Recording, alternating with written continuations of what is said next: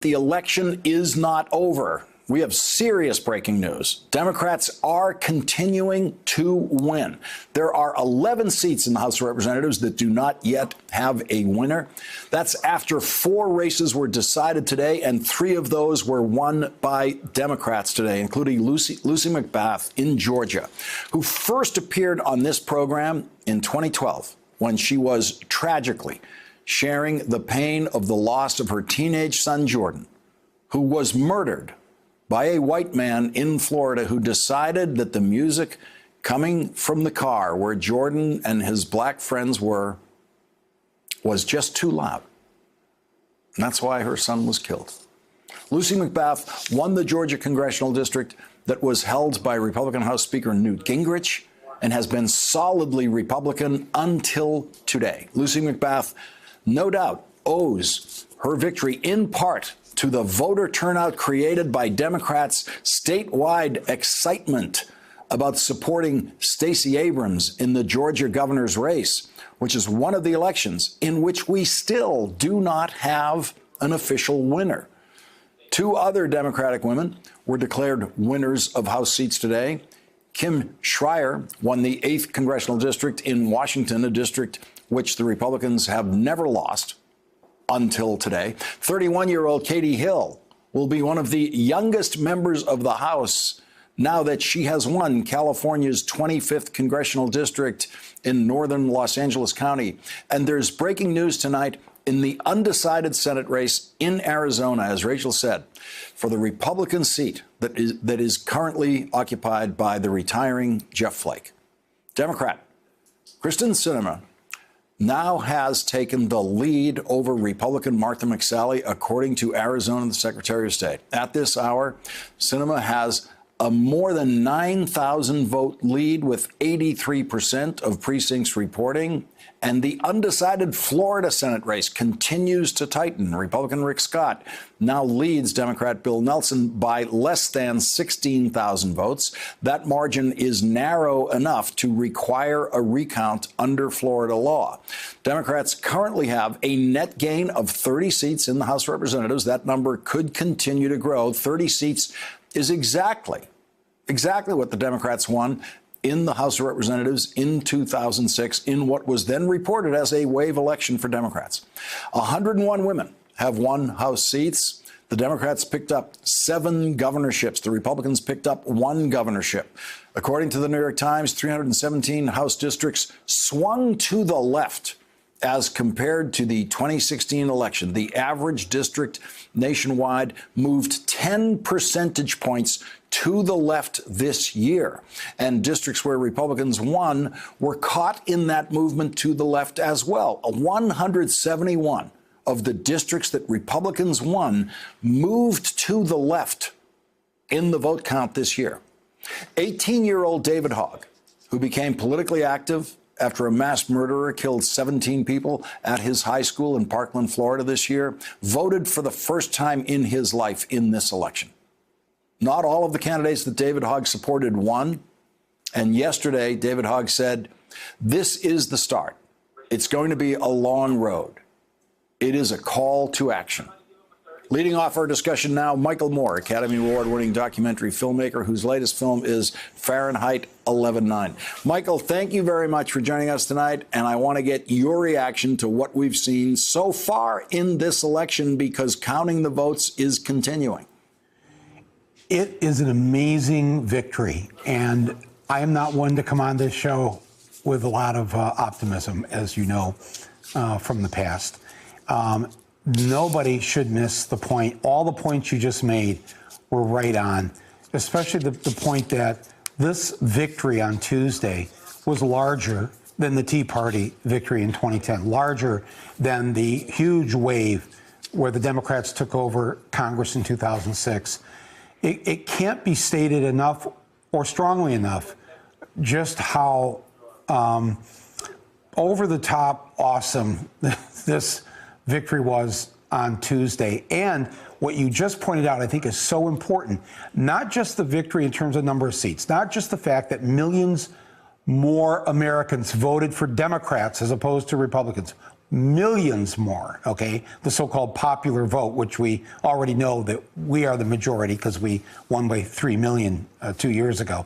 But this was huge. But also what you just said, how the 317 districts that moved further to the left, 117 districts that Republicans actually won, but the number of people who came out and voted for the Democrat, especially the progressive Democrat, that moved.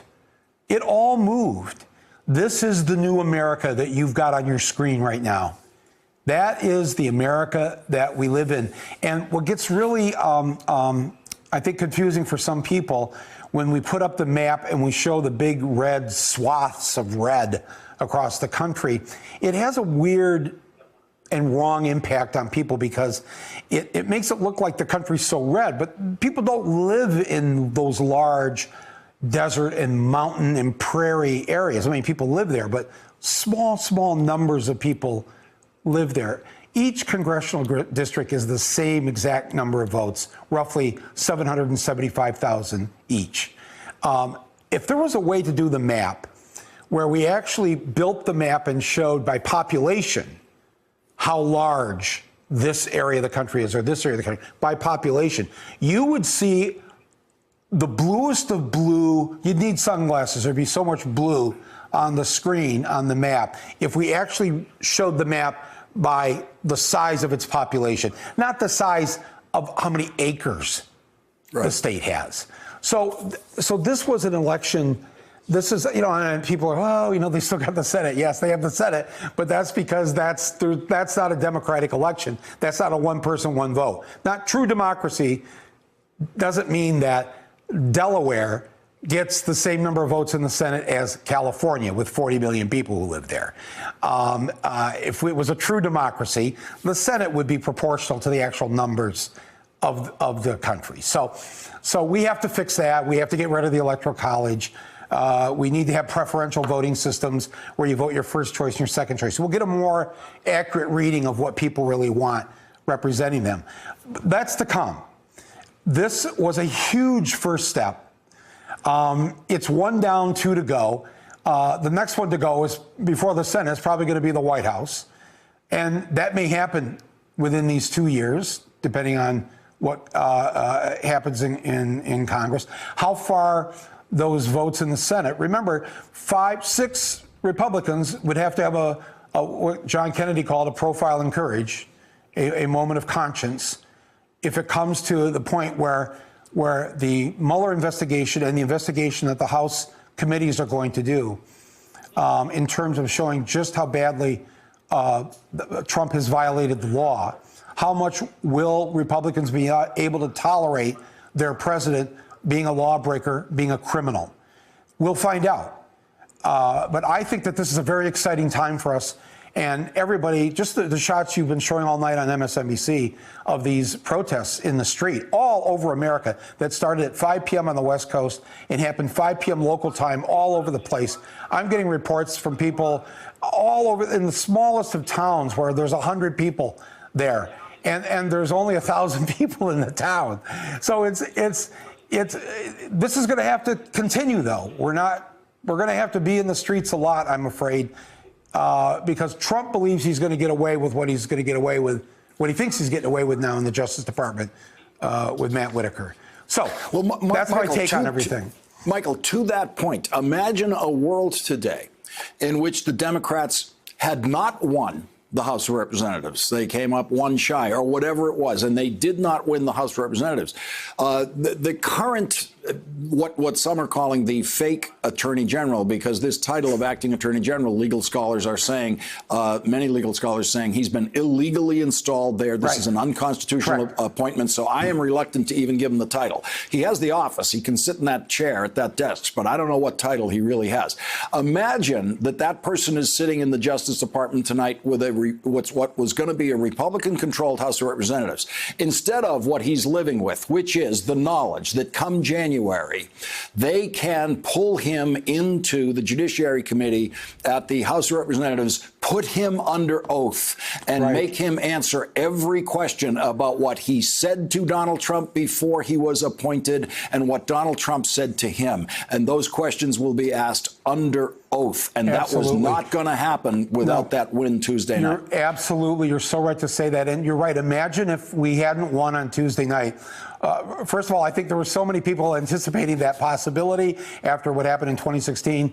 I heard that pharmaceutical companies were actually developing an antidepressant just for Democrats, a Democratic antidepressant. But fortunately, they don't need that now. They can go back to the lattes and cappuccinos for their medicinal purposes. But seriously, though, I think that this is so critical what's going on in the Justice Department, because what you have now, we already had a constitutional crisis with Trump's behavior prior to the election. We now have a constitutional crisis within the constitutional crisis. We now have a state of emergency within the state of emergency. This has gotten very dangerous, and you know, we haven't even touched on what happened in Thousand Oaks today with the people that were killed. We live in a country now where an American can go into a bar and kill 12 people, can go into a synagogue and kill 11 people, can go into a Kroger looking for black people and kill black people. We are in a very, very dangerous situation. All of us have to be up and active. We have to be on guard. And Ruth Bader Ginsburg, if you're recovering tonight and watching this, seriously, I would do anything for you. I would literally donate a rib for you, although my ribs might not be, it might take up your whole body, but I'm just saying that we've got a lot of things in front of us here, a lot on our plate, Lawrence, but the people are going to be heard, and they're not going away just because they won on Tuesday night. Michael Moore, thank you very much for joining us tonight, starting us off tonight. Really appreciate it. Thank you, Lawrence. Thank you so much. Thanks for checking out our YouTube channel. Subscribe by clicking on the button below for more from The Last Word and the rest of MSNBC.